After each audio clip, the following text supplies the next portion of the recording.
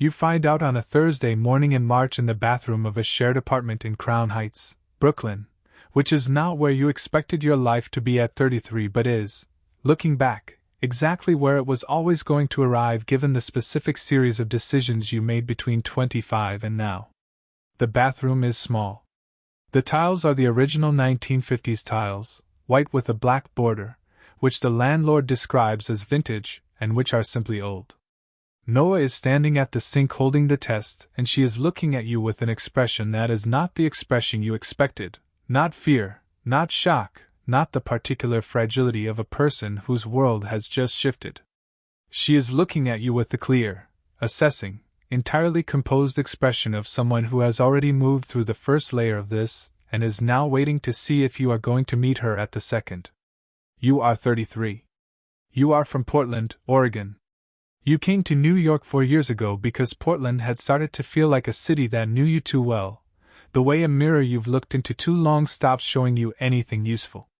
You work in urban planning for a nonprofit that focuses on affordable housing policy, which means you spend your days arguing, in increasingly detailed memos, that cities owe their residents more than they typically deliver. You are good at this in the particular way of someone who genuinely believes what they are arguing, which is rarer than it should be in policy work. You have a studio apartment in Bed-Stuy that you sublet to a friend when you are, as you have been for the past 7 months, effectively living in this Crown Heights apartment with its vintage tiles and its landlord who calls back the day after you email, and its particular warm specific smell of Noah's cooking and Noah's books and the specific combination of two lives that have been quietly, without announcement, becoming one. Her name is Noah Feldman. She is 31 years old and she came to New York 3 years ago on a research fellowship in computational neuroscience at Columbia that became a postdoc that has since become something more permanent in the particular way of academic careers that find their person and keep them. She is from Tel Aviv, grew up in a neighborhood called Neve Tzedek, the kind of old Bauhaus neighborhood that tourists discover and locals have complicated feelings about. She did her mandatory military service at 19, 2 years, in a unit she describes when she describes it at all as administrative, which you have learned is the word she uses for things she has decided to store rather than surface. She speaks Hebrew and English and functional Arabic and enough French to navigate Paris without embarrassment. She reads in 2 languages simultaneously, switching between books the way other people switch between tabs, and she has opinions about everything. Not loudly, but thoroughly, the way someone has opinions when they have actually thought about them rather than received them. She makes shakshuka on Sunday mornings with the focused efficiency of someone who considers cooking a form of problem solving. She calls her mother in Tel Aviv every day at 8 in the morning, which is 3 in the afternoon in Tel Aviv, a call that lasts between 12 and 40 minutes depending on what is happening in each country, which is always something. You have learned to make your coffee quietly during these calls. You have learned a great many things in 7 months. She sets the test on the edge of the sink. She does not perform anything. She says, in the direct, unornamented way she says everything that matters. So. One word. In Noah's vocabulary, so is not a transition. It is an arrival. It means, here we are, this is the thing, what are we going to do with it? You say, how long have you known? She says, since yesterday. You ask why she waited? She says, I wanted to be sure before I made it yours too. This sentence will stay with you for a long time. The particular consideration of it, wanting to carry the uncertainty alone rather than transfer it before it was confirmed. The specific form her care for you takes, which is always practical and always slightly ahead of what you asked for. You tell her you are in this with her. She looks at you the way she looks at everything she is assessing, completely, without editorial, giving the looking its full time. Then she says, good. Because it's going to be complicated. You ask why complicated. She looks at you with the expression she gets when she is deciding whether you have asked this because you don't know or because you need to hear it said. She decides you need to hear it said. She says, my family is in Israel. My history is in Israel. My whole understanding of what this means, a child, a family, it comes from a place that is not this place. And yours comes from Portland. And those are not the same thing. You say you understand. She says. You understand it intellectually. You'll understand it the other way soon. She is right. You will understand it the other way soon. But first there is the Thursday, and the test on the vintage tile sink, and the shakshuka she makes that morning with the focused efficiency of someone who has decided that breakfast is what comes next, which is her answer to most things. The next concrete practical thing, done well, as a form of managing the enormity of the thing before it. Her family is not a simple category. Her mother, Dina, is 63, a retired literature professor who now writes a column about books for an Israeli newspaper that you have read in translation, and that is better than most book criticism you've read in English.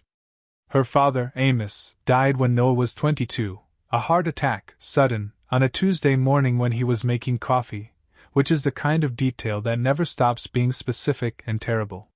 She has an older brother, Yoni, 35, who lives in Tel Aviv with his wife and 2 daughters and who is the kind of older brother who has appointed himself the family's structural engineer, the person who makes sure everything holds, which since their father's death means he takes this seriously in a way that is both admirable and occasionally suffocating. She has an aunt, Rivka, her father's sister, who lives in Haifa and who Noah describes as the family's moral authority, which she says without irony, which means Rivka actually is. The call to Dina happens on a Saturday morning. You are in the kitchen making coffee and you can hear Noah's voice through the half-open bedroom door, the particular frequency of Hebrew spoken at a lower register than usual, which you have learned means something important is being navigated. The call lasts 51 minutes.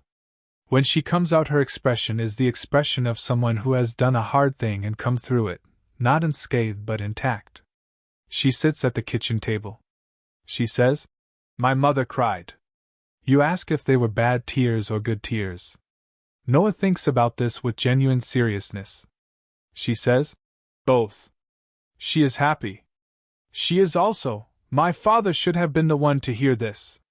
This sentence lands the way certain sentences land, not dramatically but precisely, in the specific place where there is nothing useful to say. You reach across the table. She takes your hand. She says, "She wants to meet you. Properly. She's coming in May." The call to Yoni happens 2 days later, and you are not in the room for it, and when Noah comes out her expression is different, less the expression of someone who has done a hard thing and more the expression of someone who has had a hard thing done to them. She does not tell you everything that was said. She tells you that Yoni has questions, that he is protective, that his questions are not unreasonable even if their delivery was. You ask if you should speak to him. She says not yet. She says, "Let me manage Yoni. He is mine to manage." The particular ownership in that sentence tells you something about the Feldman family dynamics that 7 months of Sunday morning shakshuka have not fully revealed. You call your own parents in Portland. Your mother picks up and your father comes in from the garden where he has been doing something with the raised beds and he sits at the kitchen table and your mother puts the call on speaker and you tell them. Your mother makes a sound that is pure and immediate, not a word, just the sound of someone whose happiness has arrived faster than their language. Your father says, "Well, that's something." Which is your father's way of saying everything. Your mother asks about Noah, about the pregnancy, about the apartment, about whether you've thought about what comes after the postdoc, about whether you're eating enough, in that order, which is the order of a woman whose love expresses itself as a sequence of practical concerns arranged by urgency. Your father eventually says, "She sounds like someone who knows what she's doing." This is the highest thing your father says about anyone. You tell him she very much does. Dina arrives in May on a direct flight from Tel Aviv to JFK, which she has taken before. She has visited Noah twice since the fellowship began, but which this time has a different weight. You know this because Noah cleans the apartment with a thoroughness that is not her usual thoroughness, which is already thorough. You know it because she makes a specific grocery run that includes items she only buys when she is cooking for someone who matters. You know it because she is quieter than usual in the 2 days before the arrival, not anxious but interior, processing something, preparing for something, managing the particular complexity of introducing the 2 most significant worlds of her life to each other in a Crown Heights apartment with vintage tiles. You pick Dina up from JFK in a rented car because Noah decided the subway with luggage was not the right register for this arrival. Dina is smaller than you expected from her photograph, which you have studied more than you would tell anyone.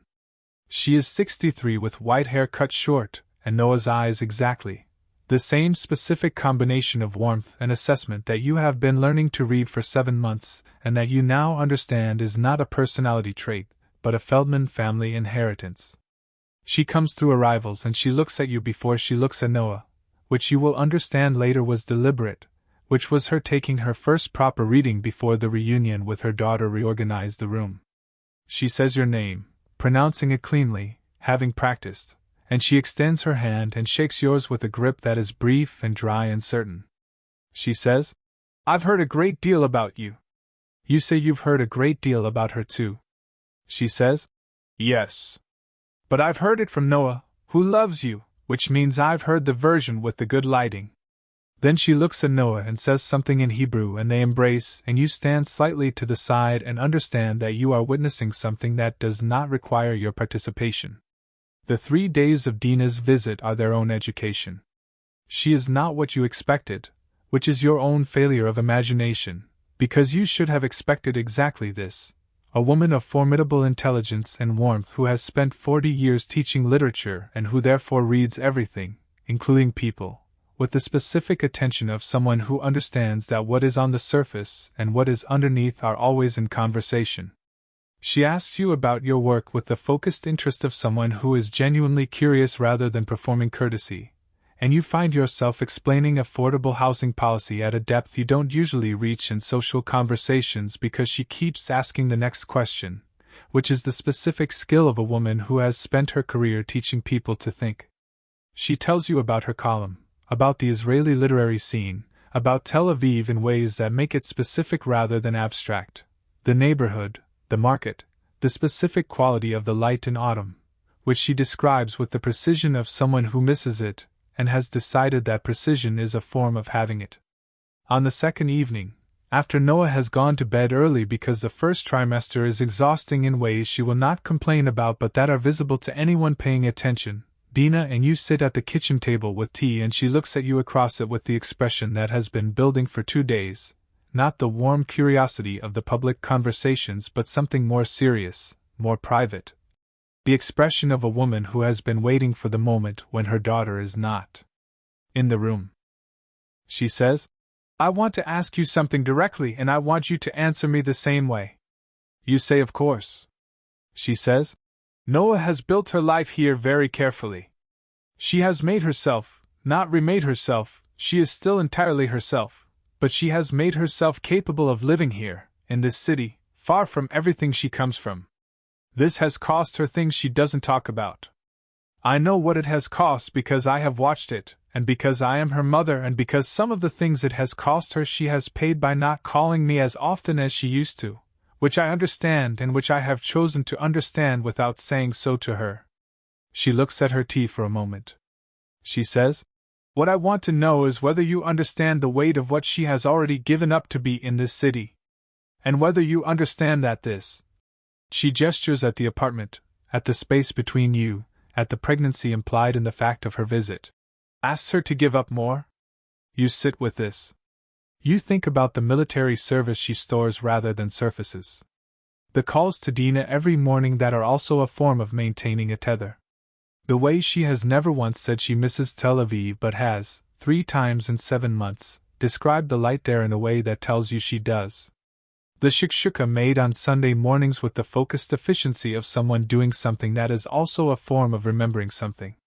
You tell Dina you understand it imperfectly but that you are trying to understand it more completely every day, and that you believe the direction matters even when the destination is still coming into focus. Dina looks at you for a long time. She says, "Amos would have asked you something similar." She does not say more than that. She does not need to.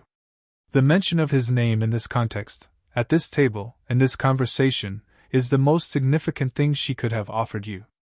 Yoni calls on a Wednesday evening in June. You are in the apartment alone. Noah is at the lab, a late session, the kind of focused late-night work that her research requires and that she does without complaint because she loves the work in the way of someone who found the right work and is not taking the finding for granted. The call is unexpected.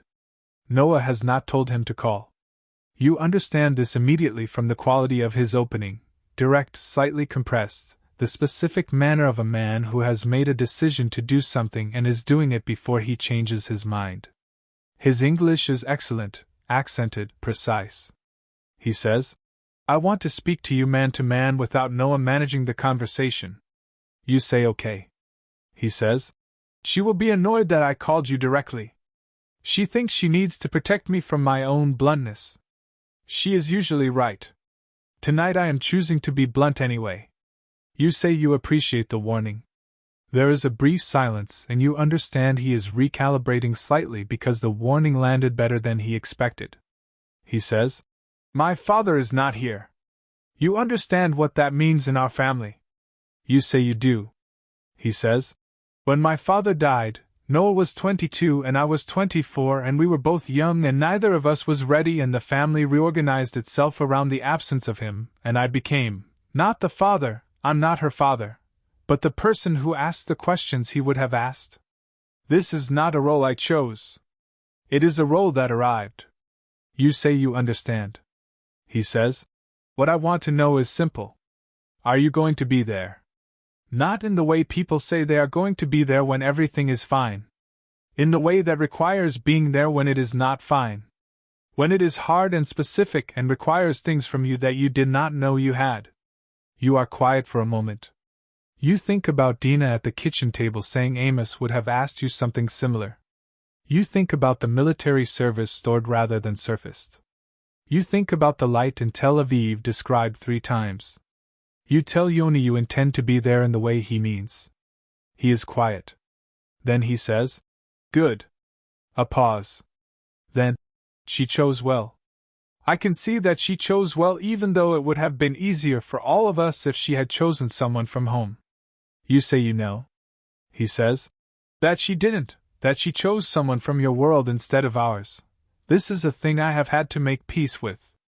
I am telling you this so you understand the peace was not free." You sit with this. You say, "I understand. And I'll spend the rest of my life making sure it was worth it." Another pause. Longer this time. He says, "All right." And you understand that from Yoni all right is not a dismissal but an arrival, the same as Noah's so, a Feldman family word for here we are, this is the thing, let's continue. The months that follow are their own shape. The pregnancy is not simple in the medical sense either. There is a scare at 16 weeks, a scan that shows something ambiguous, 3 days of waiting for the results of a further test that are the 3 most specific days of your entire life, specific in their particular quality of suspended time, of the ordinary world continuing around you while you and Noah move through it carrying something neither of you can put down. The results come back clear. You sit in the Columbia Medical Center waiting room when Noah comes out with the results and her expression is the composed, clear expression she always brings to the things that matter, but her hands are shaking slightly, which you have never seen before, which tells you the cost of the composure. You take her hands in both of yours and she looks at you and says nothing and you sit there for a while in the waiting room while the ordinary world continues around you and this is one of the moments you will carry, not the dramatic ones, but this one, the shaking hands and the clear results and the sitting. Rivka calls from Haifa in July. You have been briefed. Rivka is the family's moral authority, Amos's sister, 70 years old, a retired nurse who has the specific directness of a woman who spent 40 years in Israeli hospitals and decided somewhere in that time that euphemism was a form of cowardice. She calls Noah first. Then she asks to speak to you. Noah hands you the phone with an expression that is mostly neutral and slightly amused and you understand she is not going to prepare you for Rivka because there is no preparing for Rivka. Rivka says, in accented English that is nonetheless completely precise, "I understand you are the man who is going to be the father of my great-nephew or great-niece." You say yes. She says, "I want to tell you one thing." You say please. She says, "My brother Amos was the best man I have ever known. He loved Dina and he loved his children with everything he had, and then one Tuesday he was gone and that was it. No warning. No preparation. Just gone. And what I learned from that is this: the time is now. Not tomorrow. Not when it is more convenient. Now. She pauses. She says, "You understand what I am telling you?" You say you do. She says, "Good. Now put Noah back on." You hand the phone back.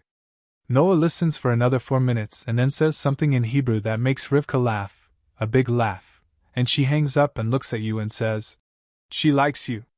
You ask how she can tell. Noah says, "She didn't tell you to be careful. She told you to be present. She only says that to people she's decided are worth saying it to." Your parents come in August. Your mother brings things from Portland, specific food items, a quilt she has been making for 3 months that she presents with the specific understatement of someone who has put enormous love into something and cannot bring herself to say so directly, which is how your family expresses large feelings and which you have always known and never fully understood until you watch Dina do the same thing from the other direction. Your father walks through the Crown Heights apartment with the slow attention of an engineer assessing a structure, which is how he assesses everything. He says the bones are good. He means the apartment. He also means something else. Your mother and Noah sit at the kitchen table for 2 hours while you and your father walk to the park, and he asks you, in the particular compressed language of your father asking important things, whether you know what you're doing. You say you know what you intend. He says, "Good enough." Which from your father is everything. Your mother and Noah are still at the kitchen table when you get back. They are looking at something on Noah's laptop, photographs of Tel Aviv, you will learn later, which Noah pulled up because your mother asked, and which became a 45-minute geography of Noah's life before New York that your mother received with the specific attentiveness of a woman who understands that knowing where someone comes from is a form of knowing them. Your mother will tell you later, in a phone call from Portland, that she understands now why you stayed in New York. You ask what she means. She says, "I mean her." A pause. "I mean the whole of her. Where she's from and what she carries and how she loves. I understand why you stayed." Ella arrives on a Sunday morning in October at 6:47, which is afternoon in Tel Aviv, which means Dina is awake and by the phone and has been awake and by the phone since 4 in the morning Israel time because Noah texted when the contractions started, and Dina has the specific vigil quality of a mother waiting for news across 7 time zones. The birth is at NYU Langone.